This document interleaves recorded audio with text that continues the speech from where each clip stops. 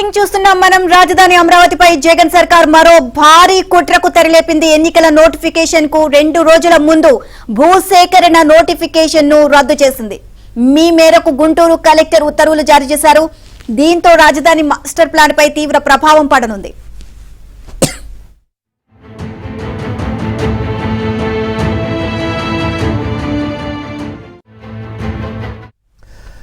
Right, భూ సమీకరణకు ఇచ్చిన భూములు మధ్య ఉన్న సమీకరణాలు ఇవ్వని రైతుల భూములను సేకరించాలని అప్పట్లో భూసేకరణ నోటిఫికేషన్ ఇచ్చింది టీడీపీ ప్రభుత్వం.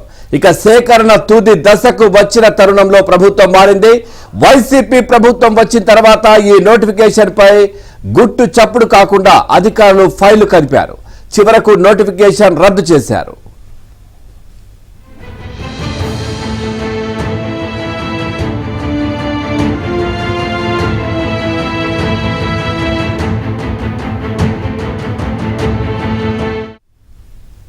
రాజధాని మాస్టర్ ప్లాన్ ను విధ్వంసంకు కుట్ర పన్నారు అనే అన్నదాతలు ఆగ్రహం చెందుతున్నారు. వైసీపీ ప్రభుత్వం రాదు అనే ఉద్దేశంతోనే ఈ కుట్ర చేశారు అని రైతన్నలు మండిపడుతున్నారు.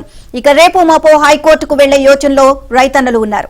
రైట్, ఇక ఇదే విషయానికి సంబంధించి మరింత సమాచారాన్ని మా ఏపీ బ్యూరో చీఫ్ రామారావు అందిస్తారు. Ramarao, good morning. అప్డేట్స్ ఏంటి వీటికి సంబంధించి? Ramarao. Pavan, very good morning. Andhra Pradesh రాజధాని అమరావతి విధ్వంసానికి రాష్ట్ర ప్రభుత్వం మరియు భారీ కుట్ర పన్నింది.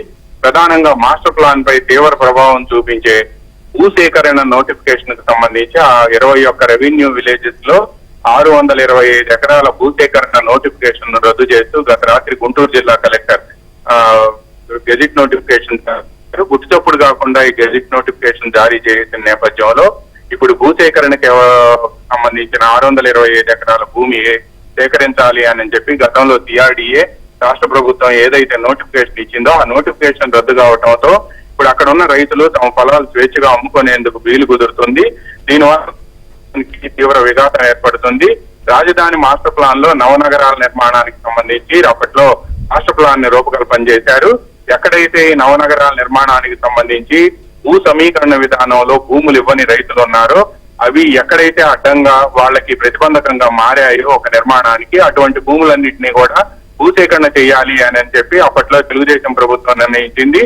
ఆ రైతులతో మాట్లాడినప్పటికీ వాళ్ళు అంగీకరించకపోవడంతో ఇక ప్రజా ప్రయోజనాల దృష్ట్యా రాజధాని విశాల ప్రయోజనాల దృష్ట్యా భూసేకరణ నోటిఫికేషన్ జారీ చేయాలని నిర్ణయించి అప్పట్లో నోటిఫికేషన్ ఇచ్చింది. ఈ నోటిఫికేషన్ కు సంబంధించి ఆ తర్వాత కూడా పలు తదనంతర ప్రజాప్రాయ సేకరణ వీటన్నిటిని జరిపి నోటిఫికేషన్లు జారీ చేశారు. అయితే తుదశలో ఉన్న సమయంలో వైసీపీ ప్రభుత్వం అధికారంలోకి వచ్చింది.